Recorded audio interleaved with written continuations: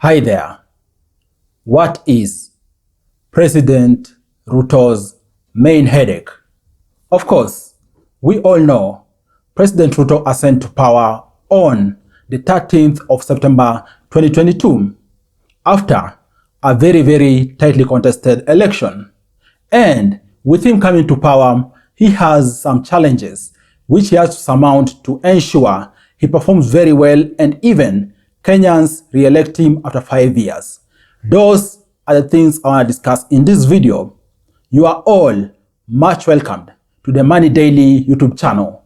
My name is Afagza Sifunam. And by the way, if you're new, kindly consider subscribing to this channel. Subscribe for you to be getting awesome daily videos with regards to how you can multiply your money and also with regards to current affairs. Having said that, the very first challenge President Ruto is bound to go through is the challenge of bringing the country together. And that's so because we all understand and appreciate that the election was very tightly contested. And in fact, looks like Dr. William Ruto and Raila Odinga actually got close to equal amount of votes, even though it is Dr. William Ruto who tipped Raila Odinga. So we're talking about almost half of the country having voted for Baba, right? Of course, every person going out there to vote feel like the candidate they have voted for should carry the day. But in this context, it is Ruto carried the day. And based on that, he has an uphill task of actually ensuring that everyone is brought on board.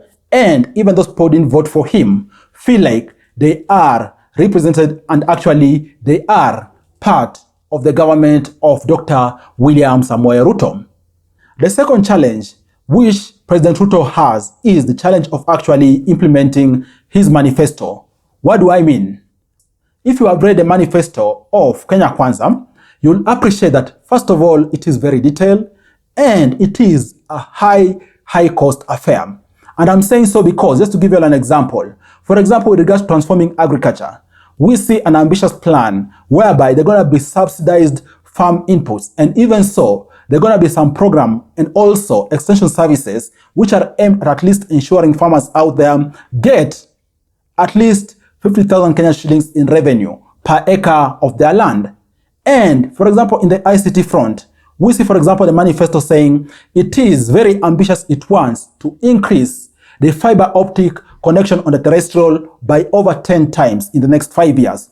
And I'm saying so because since 2002, we've seen the fiber connection on the terrestrial in the land in Kenya is up to 9,000 kilometers. The manifesto of Kenya Kwanza plans to scale that up to 100,000 kilometers, which by the way is an uphill task. But all that is aimed at ensuring there is access to broadband across the country.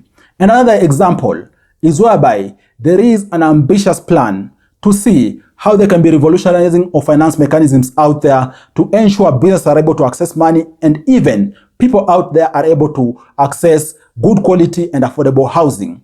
And to give you an example on housing is whereby the manifesto states that clearly in this country with regards to urban setting, there is a shortage of 200,000 units of housing each and every year. Of course, the market is able to cover 50,000 units per year, but the demand is 250,000 units per year. So based on this, the manifesto of Kenya Kwanza is ambitious and plans to scale this up to 100% within 2 years.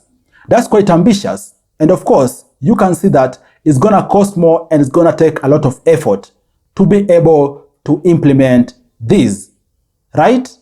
And then the third sticking point which Dr. William Ruto has is addressing the food challenge in the country. The cost of living has increased, right? And so has the price of food. So has the price of fuel out there. This means Kenyans are having to dig deeper into their pocket. In the first place, pockets with no money for them to be able to afford anything. So what will the president do to ensure that the prices of food in the country are actually reduced? And more importantly, the price of unga is actually under 100 shillings.